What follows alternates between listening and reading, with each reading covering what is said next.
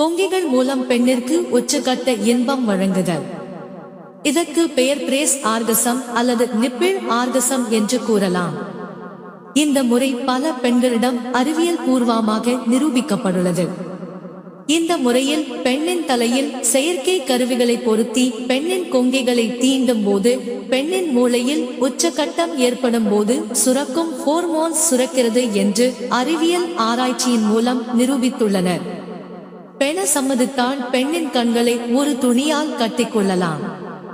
பெண்ணின் ஆடைகள் இல்லாமல் இருந்தால் பெண்ணால் முழு இன்பத்தையும் அனுபவிக்க முடியும்.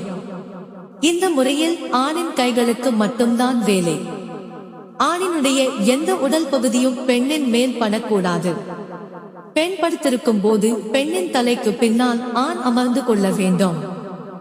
ஆணின் நுனி விரல் பெண்ணின் கழுத்து பகுதியிலிருந்து ஆரம்பிக்க வேண்டும். ஆணின் நுனி விரல் மிகவும் மிருதுவாக பூச்சி உருவது போல் தடவ வேண்டும். பெண்ணின் உடலில் அப்போது பெண்ணின் தோளில் புல்லரிக்க வேண்டும்.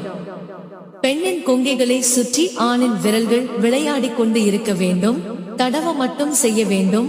கொங்கிகள் பெரிதாகும் வரை விரல்களால் கோலம் போட்டுக்கொண்டு இருக்க வேண்டும். ஆனால் கொங்கிகளில் காம்புகளை தொடக்கூடாது. இவ்வாறு தடவிக்கொண்டு இருக்கும் போது பெண்ணின் காம்புகள் விரைவாக புடைத்து எழும்.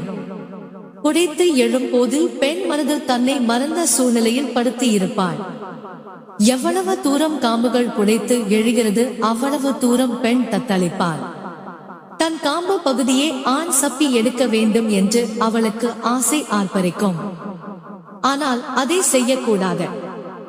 ஆண் எவ்வளவு தூரம் காம்புகளை விலகி செல்கிறானோ அவ்வளவு தூரம் ஆசை அதிகரிக்கும்.